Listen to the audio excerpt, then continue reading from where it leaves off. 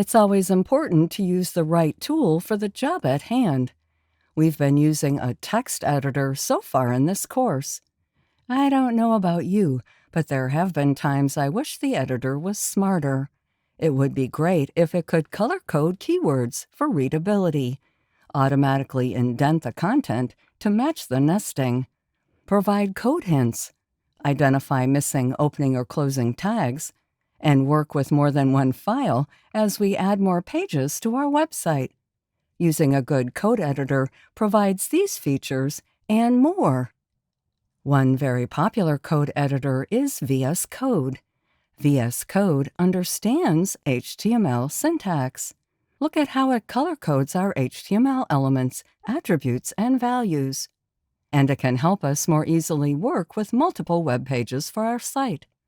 Let's download and install VS Code. Bring up the browser, and in the address bar, navigate to code.visualstudio.com. The website knows that I'm running on Windows, so makes it easy for me to click and download. But it can also install on Mac OS and Linux. Be sure to pick the stable version appropriate for your computer and operating system. Click to download. It downloads the appropriate installer and navigates to a Getting Started page. Open the installer to start the installation. The first step is to read and accept the license agreement, and click Next. Select the destination folder. That one looks good, and click Next. Select the menu to add to the Start folder. That's fine, and click Next. Let's be sure to add Open with Code actions to our menus. That will make it easier to open our files and folders in VS Code from Windows Explorer. And click Next. That should be it. Click Install. If you are coding along, feel free to download and install VS Code now. We'll use it for coding along throughout the remainder of this course. However, if you would prefer not to install VS Code, you can continue to use your text editor instead. When the install is complete, it will launch or open VS Code. Click Finish. I'll close the website and maximize VS Code. It presents some options to get started with VS Code. I'll go for a lighter theme, which is often a bit easier to see in the videos.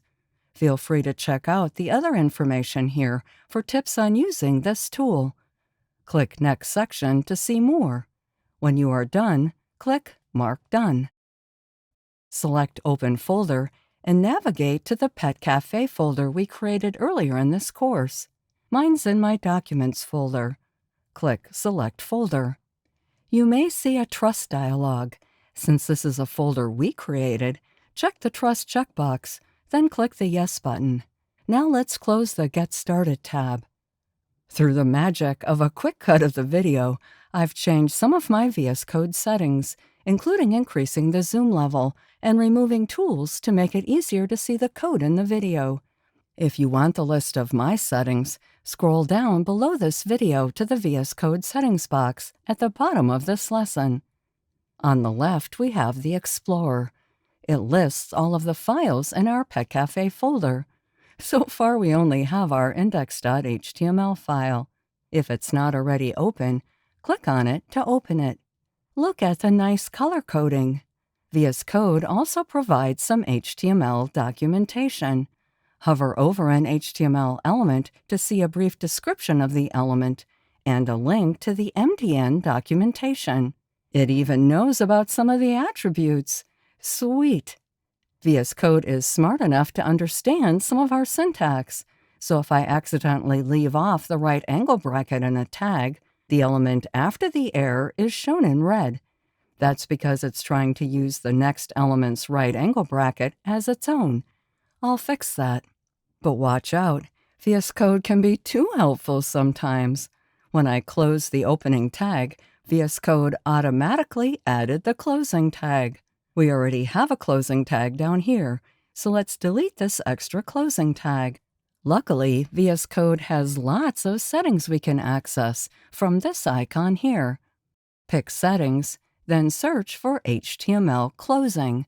Here you can turn off the HTML auto-closing tags if you think it will cause more harm than good. I'll leave mine on. Feel free to change any other settings. When you are done customizing, close the Settings tab. Before we move on, let's do a few more things to tailor our VS Code.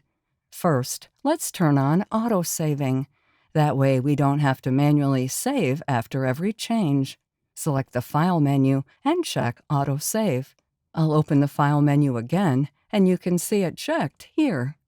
Next, we want a local web server that will automatically display our code in the browser and automatically refresh every time we make a change. We add functionality to VS Code by installing extensions. Click the extensions icon in the left toolbar. Notice that some extensions may already be installed for you. I have LiveShare. The extension we want is called Live Server, so in the search box type Live Server. I'll make that a bit larger. We want this one. Click Install to install it. Then close the extra window. Click the Explorer icon at the top to get back to the File Explorer. Click it again to hide the left toolbar, giving us more room in the editor. Let's try viewing our page in the browser. To use the live server we just installed, click Go Live here at the bottom. Our web page appears in our default browser.